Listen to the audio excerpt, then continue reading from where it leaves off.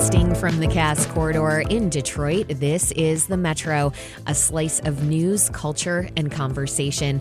I'm Robin Vincent. And I'm Tia Graham. Today on the program, what does a thriving Black Detroit look like? We'll root ourselves in the past and future of Black Detroit, and we'll assess where the city is today. Also, fast fashion has captured a lot of space in our closets, but it doesn't have to be this way. We'll go thrifting instead. But first, it's been 60 years since a pivotal moment in the fight for equality in America. Back in March 1965, Reverend Dr. Martin Luther King Jr. led protesters on a 3-day, 54-mile march from Selma to Montgomery, Alabama. Marchers were met with violence by Alabama state troopers. The appalling scene was broadcast on live television on what is now called Bloody Sunday. Images of Alabama state troopers using whips, batons, and tear gas to beat back peaceful protesters shocked Americans nationwide. It was a watershed moment that eventually led to the passage of the Voting Rights Act of 1965, signed into law by President Lyndon B. Johnson. And since then, as years become decades, the struggle for equal rights and freedoms for all Americans has taken many turns. New people, new moments, and new battles. The fight for equal rights today looks very different in some ways. In other ways, it feels the same as it ever was. We want to reflect on what's changed and what's stayed the same.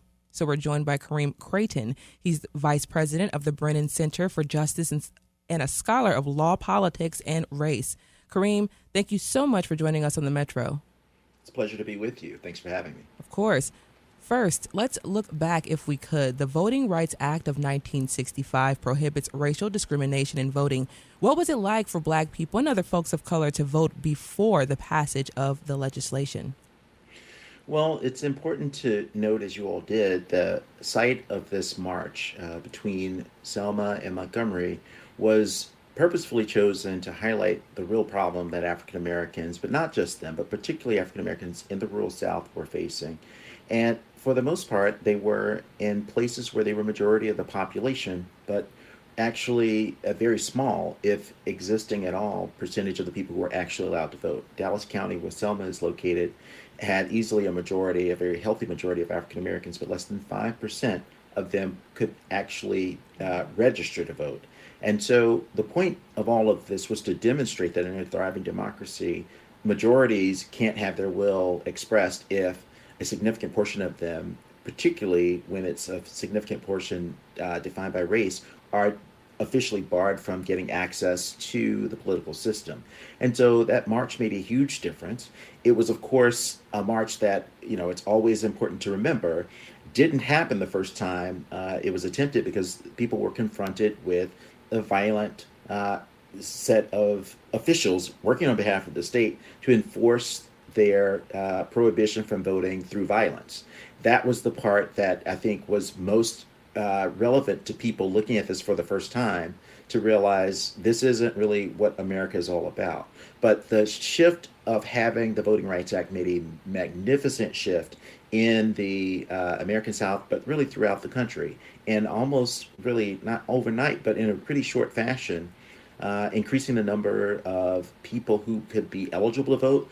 Black voting went from less than 5% to easily over half of eligible voters in a lot of jurisdictions. And that made a difference, not just in electing people that they preferred to have in office, but also in the policies that got adopted. So that's the dramatic shift. So Kareem, just sticking with this topic for just a little bit, of course, Voting Rights Act of 1965. I'm thinking about that's the first time that my grandma actually was able to vote. She was in her 30s.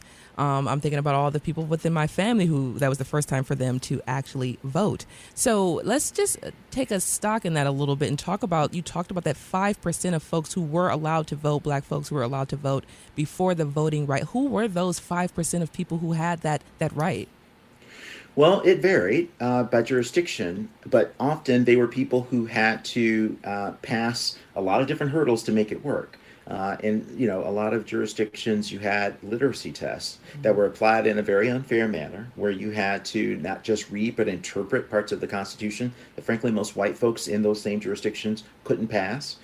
Some places required you to count the number of bubbles in a bar of soap, or count the number of jelly beans in a jar. A lot of arbitrary rules that kept the number of people who could pass very small. So these were people also, of course, who had to risk life and limb because they didn't know what they were going to encounter when they went to the registrar's office. So these were, people who had a pretty healthy dose of courage, but also who had the ability. And, I think of my PhD advisor, a person who, again, had been educated at one of America's top institutions, who himself had a hard time but passed the Louisiana registration rule. So these were folks who went through a lot to get there. But as you point out, everybody of a certain age has a memory both of not being allowed to vote and the first time they were able to vote. And that is a very different experience than most white people who lived in the same jurisdictions and, frankly, most other parts of the country.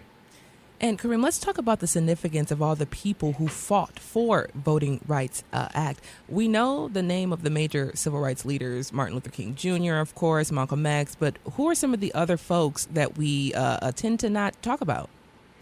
Sure, and it's an important thing. I'm so glad you mentioned it because, Dr. King and the people who were, obviously heralded as leaders of this movement were important, and they did a lot of sacrifice.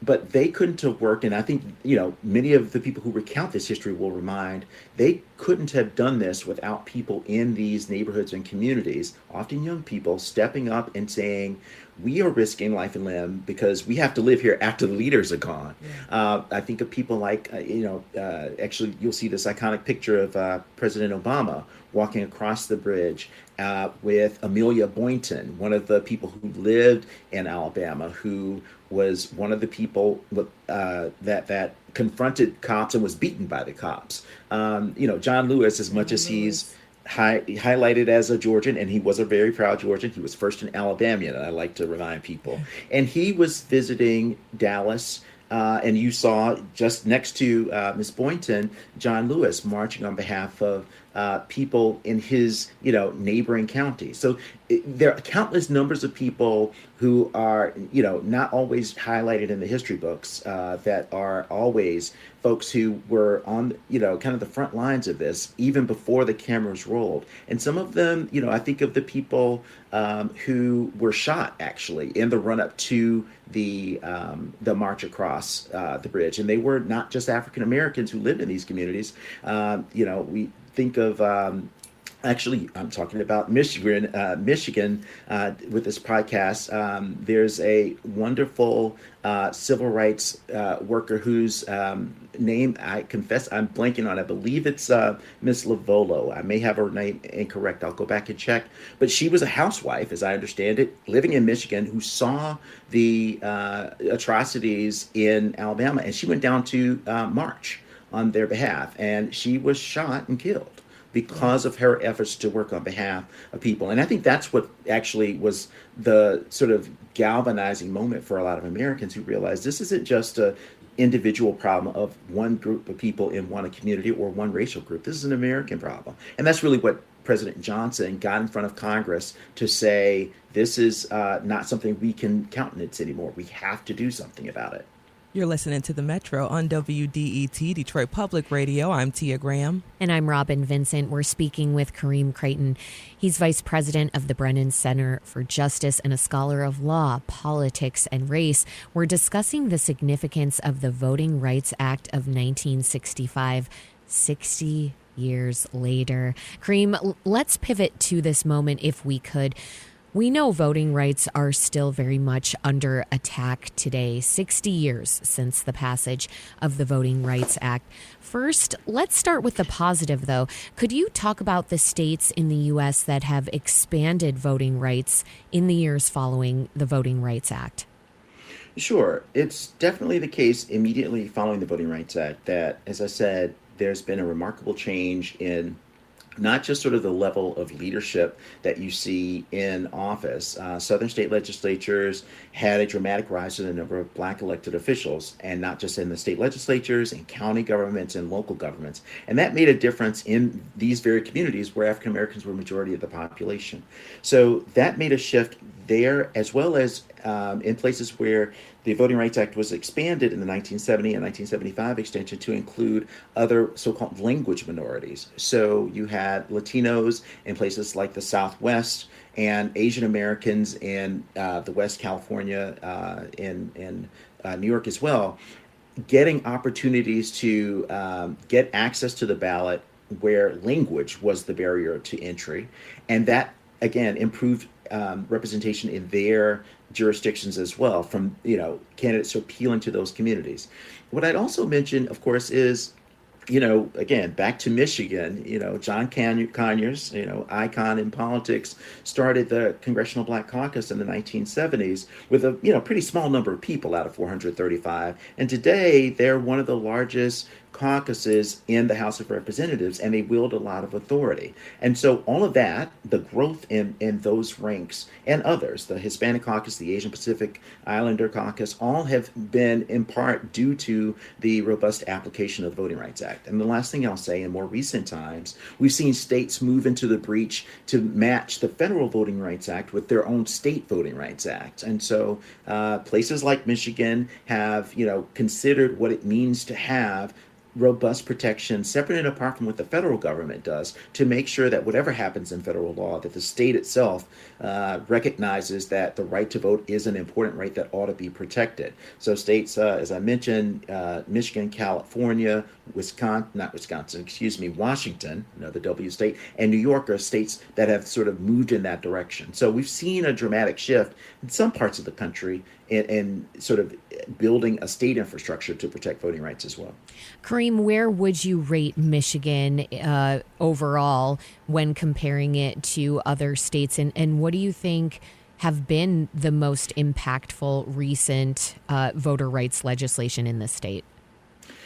Well, I think it's fair to say that, there are definitely states that are in a more challenging position than Michigan. I think it is definitely, I think most people will tell you there's always work to do. I think one of the more positive developments in Michigan was that it's moving toward a redistricting system that more reflects what the voters want as opposed to the politicians. It's not been perfect. I think the people who participated will tell you. But, the legislation to create reforms of that type have been really helpful at creating a space in which average people, get to express what works for them. And the beauty of it is, even though, again, I know there was litigation involving the work of the commission, what was definitely true there was that because of the record that the commission adopted, it didn't happen behind closed doors. The court was able to review and say what it thought needed to be improved, and the commission followed through with that. Compare that to, God bless them, my home state of Alabama. I know you have a lot of transplants up there and in the Michigan area from Alabama. We had a similar story where the legislature was in control, and the court, in finding a violation, had to basically go through a pitched battle with the legislature just to deal with getting a fair congressional district map for the state. And that took 2 years just to get in place, and it's still going on. So that's an important difference, I think, for Michigan. And, it's also fair to say that your Secretary of State, Jocelyn Benson, has been, a very positive actor in trying to create policies within her office that have been more open and transparent for the public. Not all secretaries of state are built quite like that, and that's a very good sign. Yes, and she's using that now as a part of her platform running for governor. What other states, Kareem, would you say, you mentioned Alabama, what other states are really needing to turn the corner and work toward strengthening voting laws? What states are of most concern to you, I'll say? Well, what's interesting about this moment is that as much progress as we've been rightly talking about as a result of the Voting Rights Act, that fight continues to rage in the very places where the fight for voting rights began. So sadly, I'm here to report that many of the places where there has been progress have now partly due to local politics, partly due to a court system at the federal level that hasn't been that expansive in interpreting the Voting Rights Act, there's been evidence of regression. So if I'm thinking about the places where we see a lot of concern, Texas is one of them. Alabama is another. These are places where, majorities to supermajorities of one party stamp out competition. They tend to lower the opportunity for people to participate, so that turnout is low. And what that yields often is a level of apathy. We have at the Brennan Center a voting laws roundup that we put out that tracks both expansive and repressive voting legislation. I'm sad to tell you, these are, the states I've mentioned, but there are others. Louisiana, North Carolina have recently moved in the direction that we don't think one should move, with having a system that is more open to people to vote. There have been countless numbers of arguments about why that is, but what we think is most disturbing about this is a growing gap between African American political participation, frankly, non-white political participation, and that of whites. And when we see that racial turnout gap grow, that's a sign that our system is not being equally open to voters based on color. And that's a real concern, and in some ways reminiscent of what we saw as a problem with the world before there was a Voting Rights Act. Kareem, and then staying on this moment, the Republican Party has a lot more control now, the White House, a lot more in Congress. And we know that the Republican Party is not the party of voting rights. I mean, I think that's fair to say. So what kinds of concerns do you have right now about how things could potentially shift? Well, there's a grave concern as we are celebrating the 60th anniversary of the Voting Rights Act, that we preserve as much as we can to make sure that the gains aren't wiped away. There's legislation, as you probably know, pending in Congress to radically change our system of voting and qualifying to vote, called the SAVE Act. And it, threatens, as we've suggested, a significant number of people who are already registered to vote. 21 million voters is what we've estimated that number to be. In addition to that, of course, it has, in some ways, a fall-off effect on states. States control a significant amount of the policy with respect to voting. And when we don't see a robust Justice Department in place enforcing federal law, states will fill the gap and pursue ends that make sense to them from a political perspective. And, where we see, again, supermajority rule by one party, where there is no ability to really push back at the state level, we can see a lot of both rollback of some gains, but also new and really unhelpful policies that could have negative effects on people of color in particular, but voters in general from exercising their right to vote.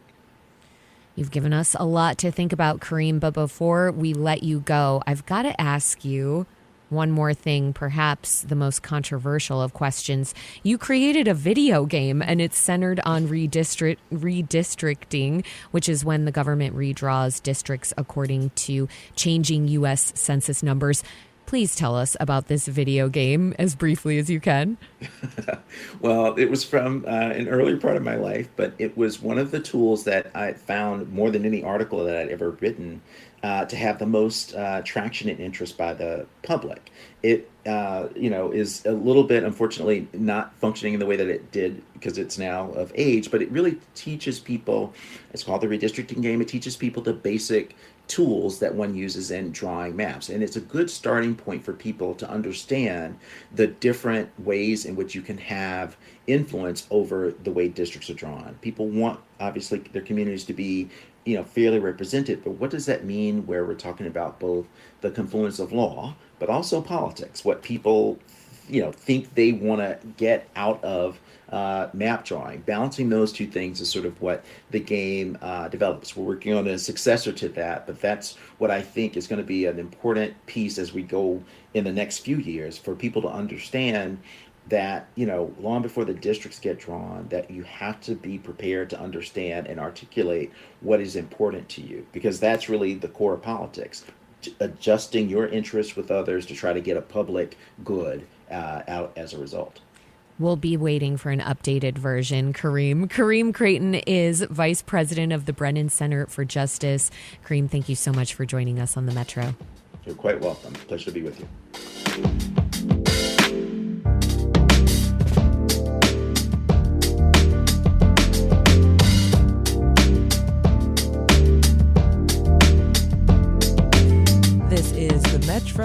from the WDET newsroom. Monday's water main break in southwest Detroit flooded almost 200 basements and forced at least 80 families to leave their homes. The Great Lakes Water Authority says it doesn't know yet what caused the pipeline to rupture, and it could take a couple of weeks to fix it.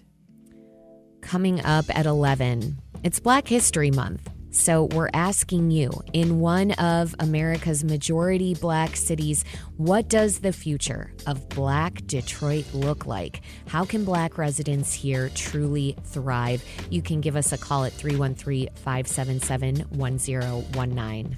Up next, what if artists in Detroit had more ways to connect and collaborate? How could that fuel the city's art scene? We'll find out up next on The Metro. Stay right there.